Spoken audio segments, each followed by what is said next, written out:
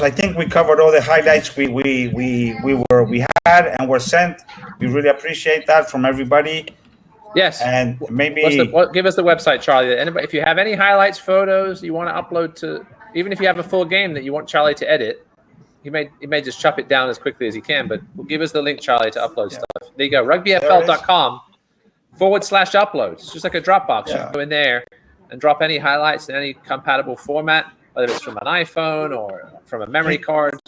Yeah, go in there, and we'd love to show the highlights. Just don't do like hybrid, like 10 minutes before the show, okay? If you can, a few hours before, that would be awesome. Yeah, a few hours before. Keep it to 2 or 3 minutes if you can, maybe 4 max. And one thing hybrid did do is send us a list of who scored the tries and who had the assists, which is also good because we want to recognize people.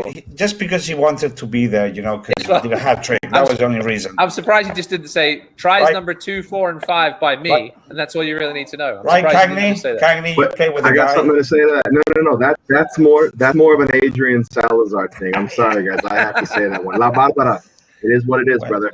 I'm not sure if legally his name's allowed to be mentioned on this podcast, Cagney. Well, no, we've changed it from our very INS. Please don't listen. So listen, as we have this gentleman, let's get to this. There he is. Okay. We need to get a nickname for you. We have Cracker as a nickname, but with that tight jersey on, it's almost like sausage. Can we see that again? He needs a substitution. Let's get the whole. Let's get the whole thing. Now, we showed this last week at Rugby Fest. He's already in the try zone. That poor guy.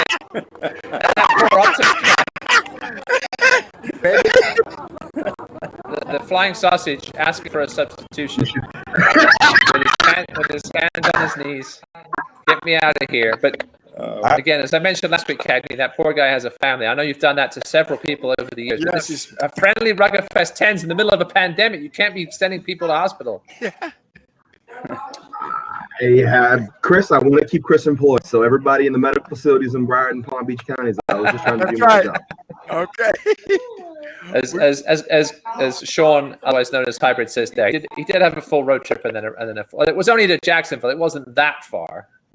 Let's be honest.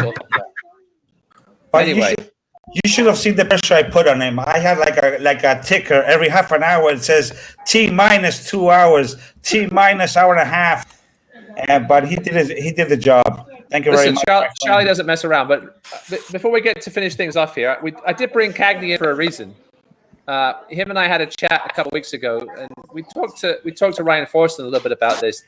They're bringing rugby league to South Florida. We've had it on the Southwest coast for a while. We've had it up in Tampa for a couple of years, and also up in Jacksonville for almost a couple of decades now. I think they've had the action up there.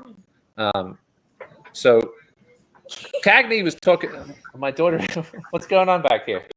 You're just being a clown. You need to be in bed. Anyway, Cagney wanted to come on because Cagney has a concern. She wants to be on the show, man. Bring her on. Bring her on.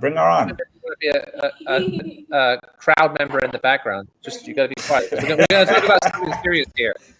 Cagney has a feeling that the addition of rugby league, which will be played after our season comes in, will have a negative effect on our 7th season. Cagney, give us your thoughts. Hi, a minute. Give us your thoughts, Cagney, on rugby league and what negative effect it may have on Union 7s this summer. I've got to go back to my text and make sure I said negative, but hey, guys, thanks for having me. I did have a concern because obviously, with the pandemic going on right now, we don't have a surplus of players. We're also struggling to make sure we field 7s, 15s, and now we're throwing league into the fold here. And obviously, league looks to be 8 out of 9 straight weeks from June and July, where we don't always have enough players to field tournaments for 7s. Ross, you do surfing, I do Fiji. Charlie, you've been on the back end of doing schedules with us left and right the whole time. And it's really crazy how, all throughout the week leading up to scheduling, we get teams pulling out left and right. So my concern, my concern is how are we going to ensure, from a referee and being able to get to schedules and holding competitive rugby throughout the summer, is it going to have a negative effect? So I just wanted to bring it up to the table. Obviously, I know what Ryan's trying to do here in South Florida, tap into that untapped demographic, be athletes. I mean, I think phenomenal job. Went to high school with a lot of Ryan's families. Ryan is trying to reach out to players who the common recruiter for rugby would never cross the railroad tracks, if you will. I think there's a hidden gem, no different than Memphis Inner City Rugby. I just want to know, what effect is it going to have if people are going out there and games are being canceled left and right? Is that going to leave a sour taste in the mouth of people who are trying to get involved in the sport now? Yeah, I mean, obviously they're having trouble getting fields at the moment. I haven't talked to Ryan where he sort of wants to go that way. Hopefully by the summer, fields aren't an issue. Kenny, I'm not sure how much of a rugby league background you have, but you've obviously been here in Florida for a while. There's Kenny on the mic. Yeah. With the chief for a mic. Kenny, what are your thoughts on this? Do you think the addition of rugby league down here in South? Again, we've had it for a couple of years in Tampa. Yeah. And in Jackson, Naples. Is it going to have a negative impact this summer on the Sevens? I don't think so. I think there's enough untapped talent here in Florida, and it's a shame that you see so many athletes, come out of high school, go into college, and then they just basically quit anyway.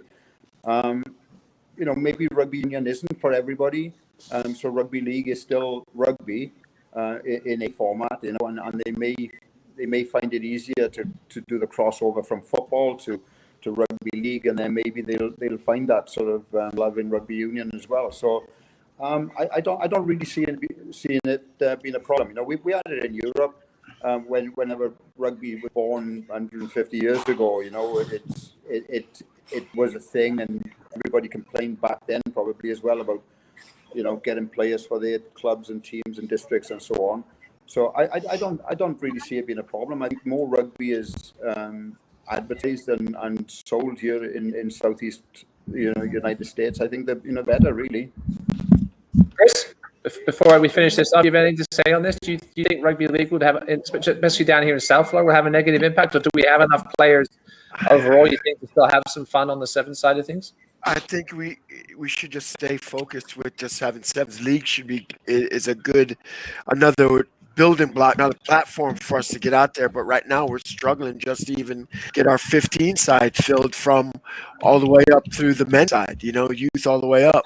So, I mean, league is a good secondary option, but where would you have it? Just South Florida, then Jacksonville, and then other teams out in Atlanta. Right, so yeah, they'd be part of this big, I think it's USRL, they'd be part of, and the Florida division or South division does have the teams, Jax, Tampa, and the South, and in Naples at the moment. And I haven't seen it have too much of a negative impact as Nelsonville Fraud. We'll get to him in a minute. What's up, Nelly? Now, is there an overlap? What's up, bud? Is there an overlap in schedule from league and Union Sevens? I mean, it happens from all June. That's a good point. And there's my dad with a good point. He just texted me. Do we have 5 rugby league referees down here? We barely have enough referees to ref union. I mean, I know it's not nowhere near as difficult to ref league as it is to ref union. And I know they had trouble in Jacksonville when the Axemen first started getting qualified refs, but that's another interesting thing to see as well. Well, we'll see how that all sort of unfolds. It's a good. Sorry, Ross. It's a good thing to build, but we just need to keep our. Sorry, Cagney. We just need to keep building what we're trying to build right now and get a staple union with 15s and 7s from the youth, women, all the way up. Yeah, I mean, I think there'll be some players that go off to play league. Cagney finishes off on the subject as it's yours to bring up. No, it was just going back to Chris. Do schedules overlap? And correct me if I'm wrong. I saw the schedule was every week of June, every week of July, except July 4th, and we are at some tournaments for Sevens during that time. And from a referee standpoint, is it not true that it's 2 referees per league game? Correct? Is that not how it operates? I'm not 100% sure. I try to stay as far away from that sport as possible for obvious reasons.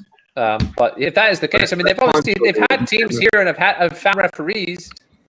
Obviously, without even, I don't know of any of our union guys that do ref league. Maybe they're just doing it sort of on the sly and haven't told us. But it's going to be an interesting situation this summer. Obviously, Sevens is perhaps still up in there just due to certain cities and counties, whether they allow that big of gatherings. Hopefully, things will be a lot better by the summer.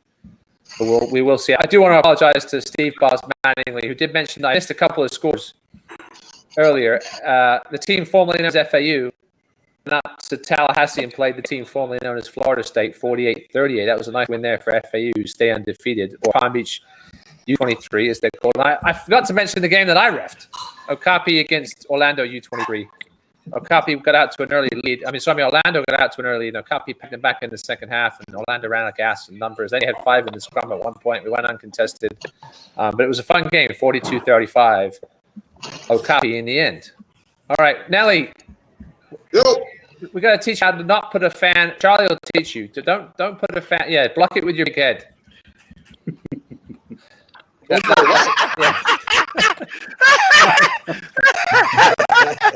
works. That works. Nelly O'Frad, former FAU.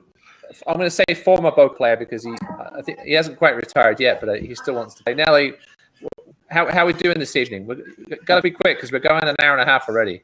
All right, well, having a great evening. I'm glad to be here. I'm actually returning to field, so I'm officially back. Officially, Cagney, you're on notice. For who? For who though? Is this you officially announcing your return? For who? I've been watching what's been happening while the. I'm not sure if he can hear me. Who? Yeah, Charlie. Chris Vassal's asking for substitution. There it is. That's going to be Nelly after 5 minutes of his. Who are you going to be playing for, Nelly? I'll be right there. Boca, of course. Boca. Okay. Boca's D4. They don't have a D4 side, so what are you on about? You ain't playing D2 for them. The old boys. Maybe the old boys. Yeah, the old boys. We'll have to schedule the game. Old boys versus Okapi. Tell them challenge met. The old boys is not fair. I waited until I turned 40 and I'm still old enough. That's bullshit. I played you, man. I played you in an old boys game. My last game in 2015, you were playing.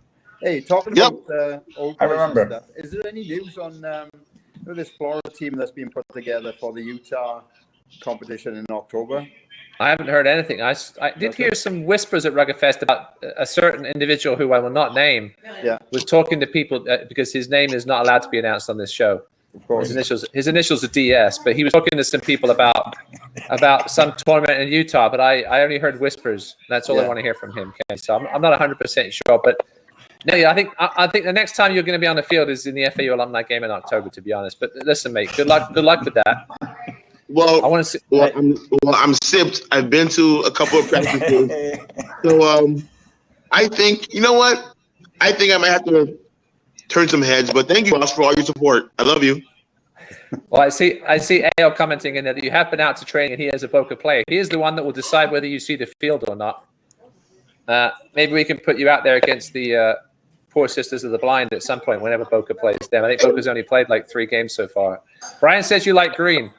Does that mean you're going to play for Naples, or this is a different type of green? I know you like money because your check was a little late this week, and I heard all about it. I love you guys. Anyway, boys. Listen, Ross, before we go, let me just show a couple of things, okay? I just want to show this 6-second try from the U14s. I would have loved to make a little bit of a highlight for these kids. Do it. We love the kids. Look. This is how you chase a kick. Don't let that ball bounce, kids. Oh, why did he do that? Oh, man, it froze. It froze right at the wrong spot. It froze. Terrible. Okay. Well, and you got a new computer too. But yes, don't listen on the kickoff, kids. Never let the ball bounce. That's the first rule. Exactly. That's right. So another thing that before we go, we really have to do, just to show how much fun we have, even when it's a lot of work. This is a little clip from Ross getting his green screen. When I finally got my green screen the other day, I didn't have my I did not have my stand yet, so I was showing Charlie how a green screen works. That's funny. I'm trying. Good stuff. That's your little Harry Potter blanket.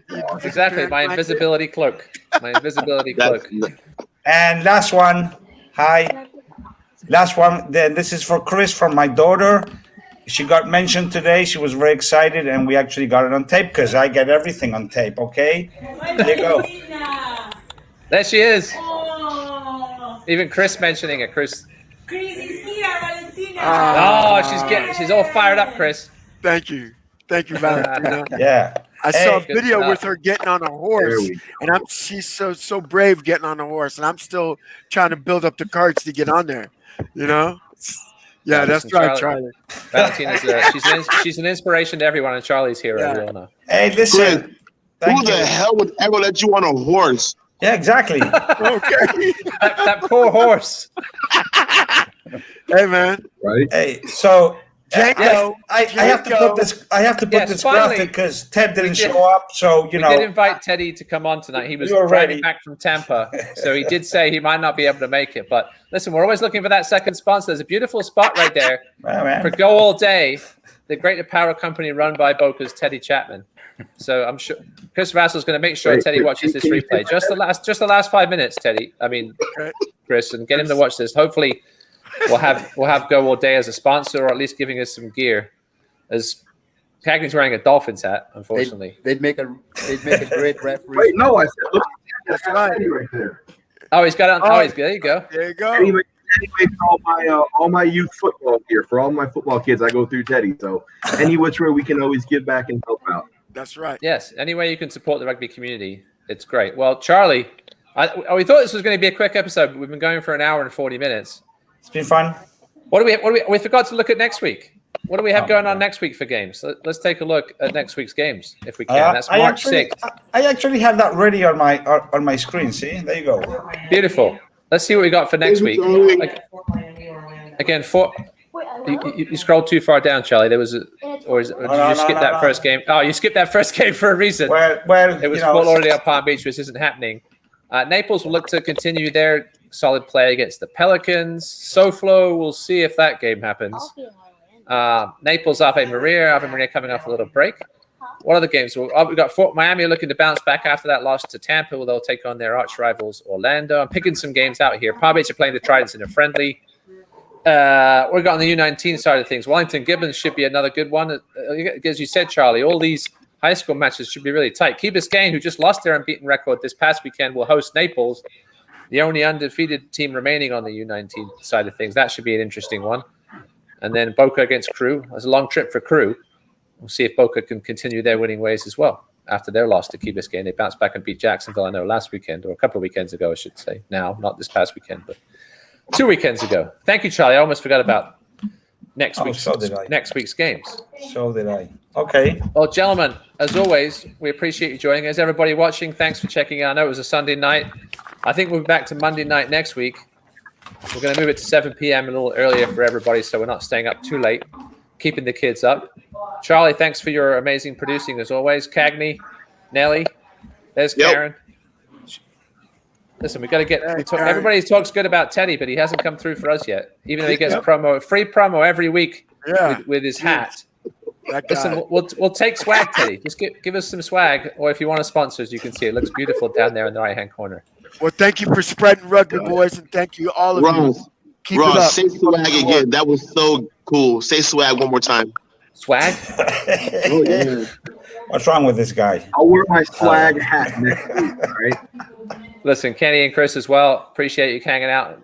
I'm not going to appreciate that red shirt, but listen, England have got 2 losses now in the Six Nations, and I really can't say much about it. So, well, I'm hoping you guys absolutely smash France next week. That should be a fun one. There's no doubt about it. That's going to be a good one. Yeah, don't forget Six Nations.